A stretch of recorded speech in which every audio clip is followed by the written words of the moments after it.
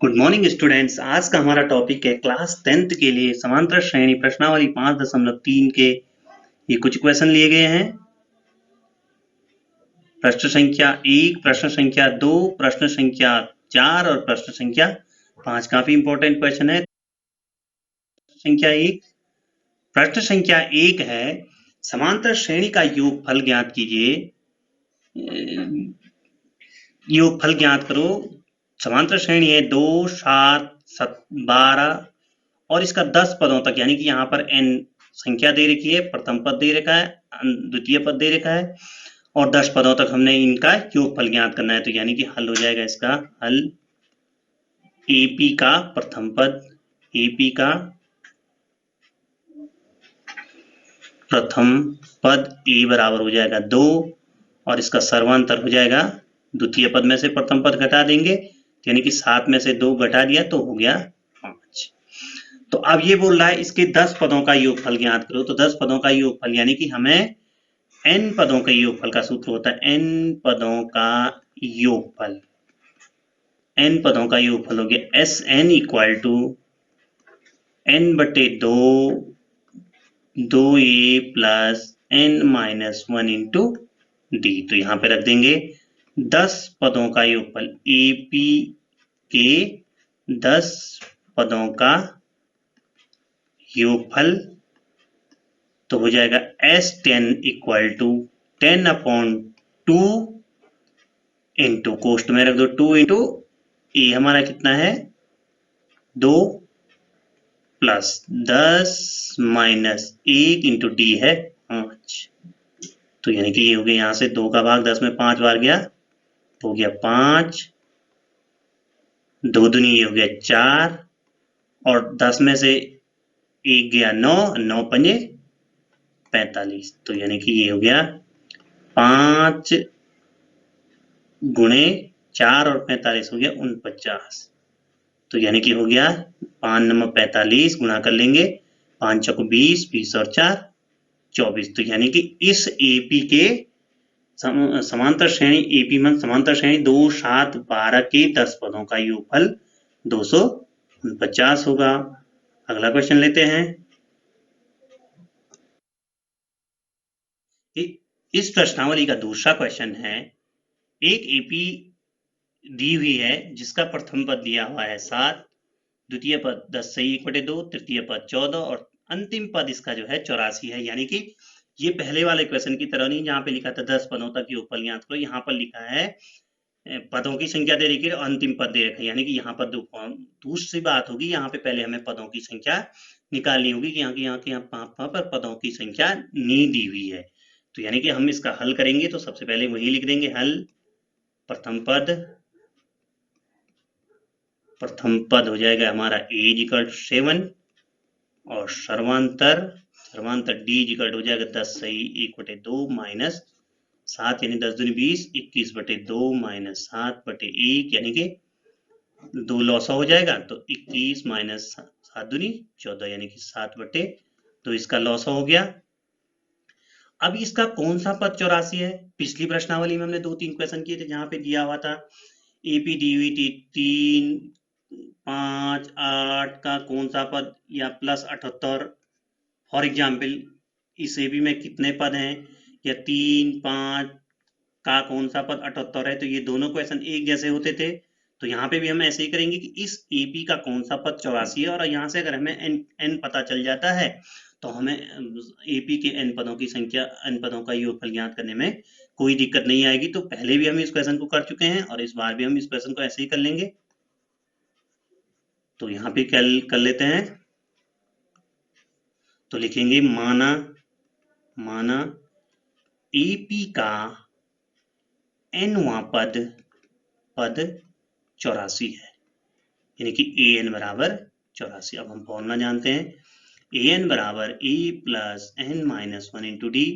तो यानी कि 84 बराबर 7 प्लस n निकालना है हमने माइनस 1 इंटू डी। यहाँ पे 84 हो गया nवां पद, प्रथम पद हमारा 7 है तो हो जाएगा हमेशा की तरह 84 माइनस 7 n माइनस 1 इंटू 7/2 तो हो जाएगा 77 बराबर n माइनस 1 इंटू 7/2। तो यहाँ आ जाते हैं तो हो जाएगा n-1 इक्वल टू 77 गुणा गए 2/7। तो ये कट जाएगी 11, ये हो गया 11 दूनी 22। तो यानी कि n-1 बराबर 22। तो n बराबर होता है 22 प्लस 1 यानी कि 23। यानी कि इस AP में कितने पद हो गए? अतः AP में 23 पद हैं, जिसका 23वां पद क्या है? 84 है। तो n पदों के योगफल का सूत्र लगाते हैं। दोनों फॉर्म में से हम इसको करेंगे। n पदों का योगफल Sn बराबर n/2 2a plus n-1 into t. तो यानी कि s अगर हम 23 निकालते हैं तो ये हो जाएगा 23/2, 2 इंटू ये की जगह रख दो 7। अब यहाँ पे 23 माइनस 1 22 इंटू 7/2 यानी कि इससे 11 बार कट गया तो हो जाएगा 23/2 गुणा 14 धन ये हो जाएगा 11 7 77 यानी कि ये हो जाएगा 23/2 गुणा गए 91। तो 23 एकम 23, 23 नंबर 207, 207 और 209/2 यानी कि अगर हम इसका भाग इसमें दे देते तो 2 एकम 2, 2 शून्य की शून्य, 2 चौको 8, 2 छक्के 12 सही 1/2। तो इसके SN इतना आ गया, यानी S 23 पदों का योगफल इतना आ गया। ओके स्टूडेंट्स, अभी हम यहाँ पे एक और फॉर्मूला लगा सकते हैं। हमें एक फॉर्मूला पता है, यहीं पे कर लेता हूं मैं। जब प्रथम पद और अंतिम nवां पद दिया हो तो एक फॉर्मूला ये भी होता है Sn बराबर n/2 a प्लस an। अब a हमें S23 हो जाएगा 23/2, a हो गया हमारे पास 7 और an हो गया 84।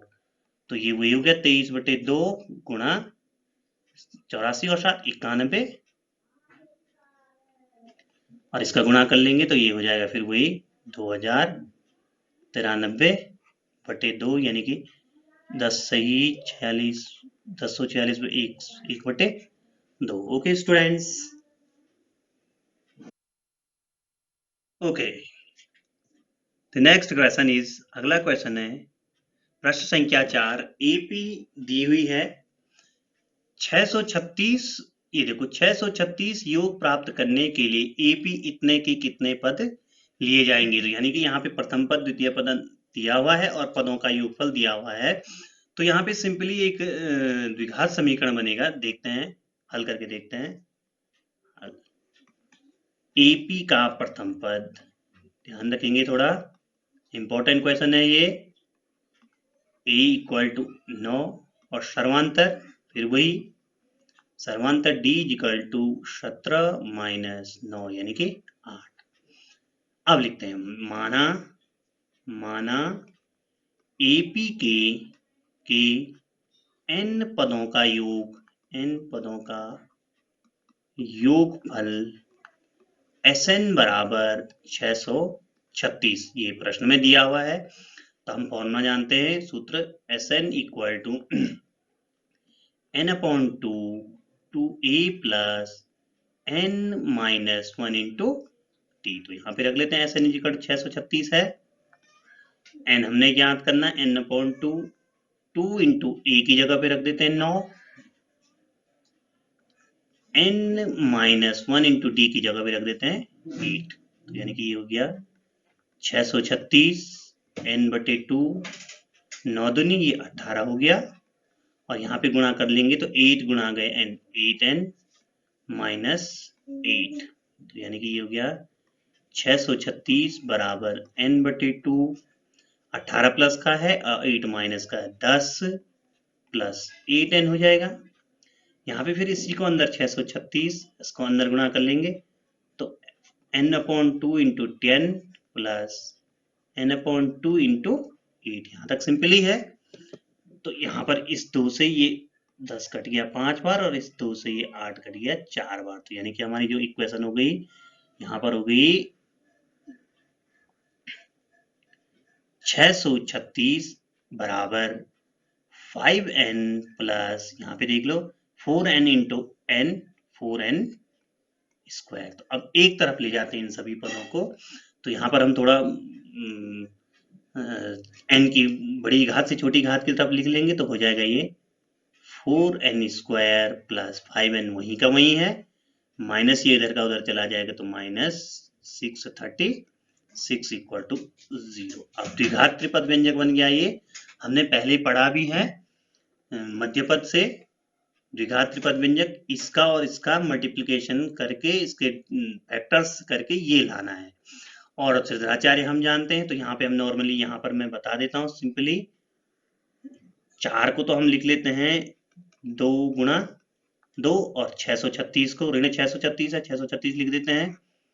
तो एक सेकंड मैं लिख लेता हूं,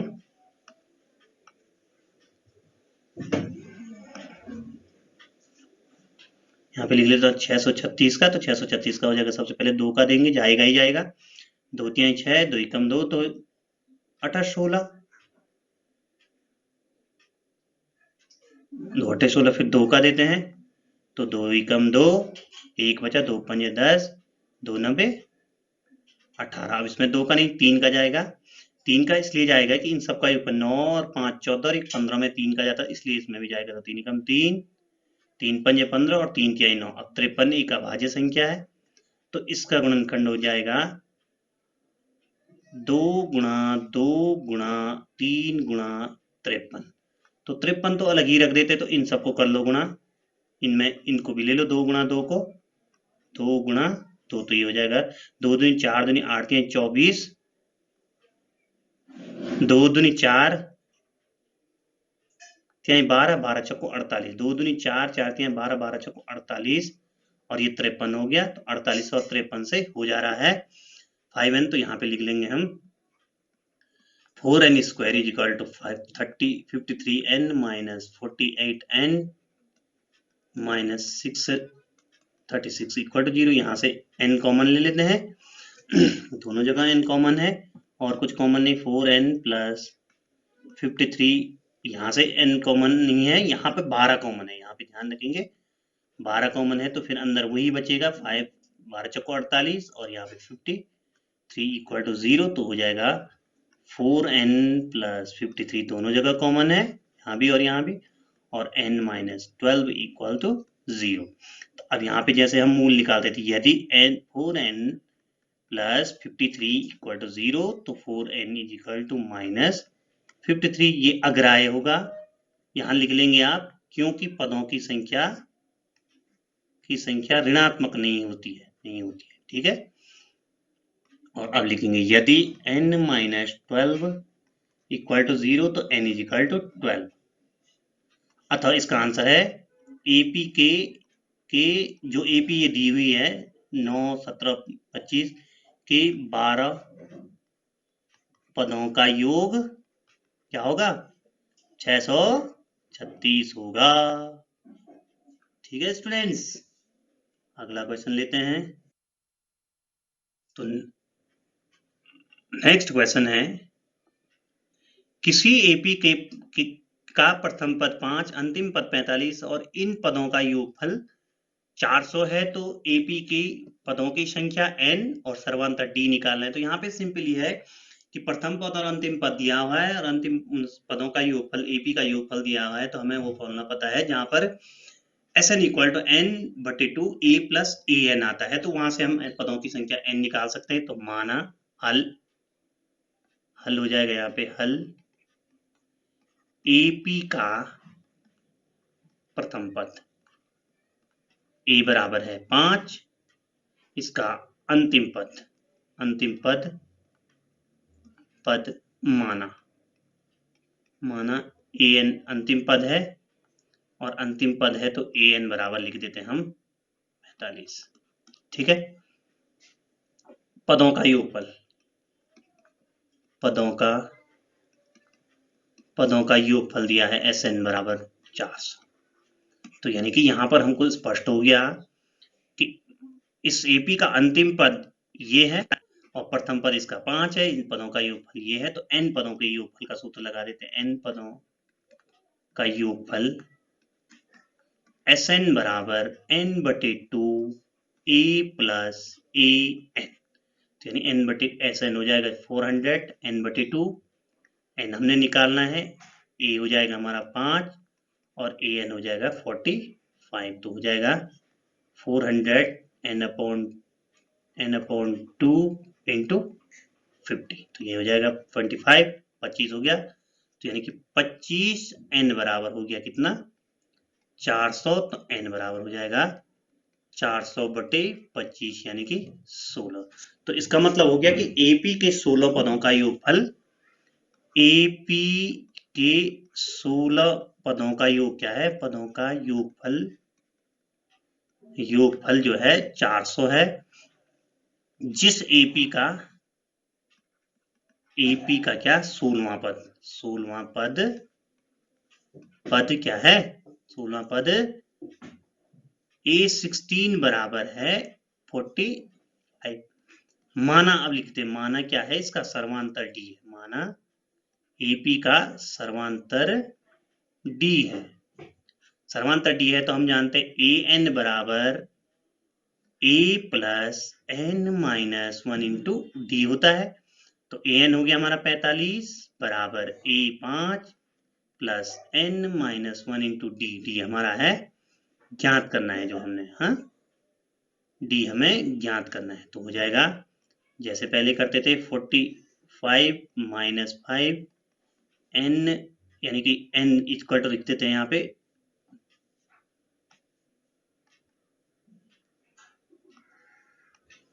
n इक्वल टू लिख देते हैं यहाँ पे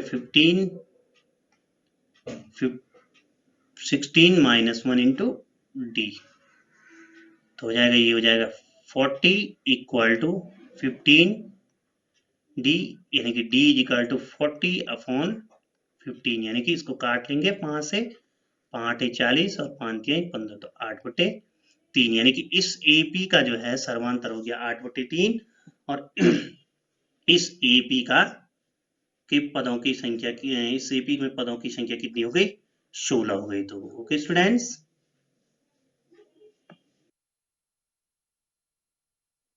थैंक्स स्टूडेंट्स।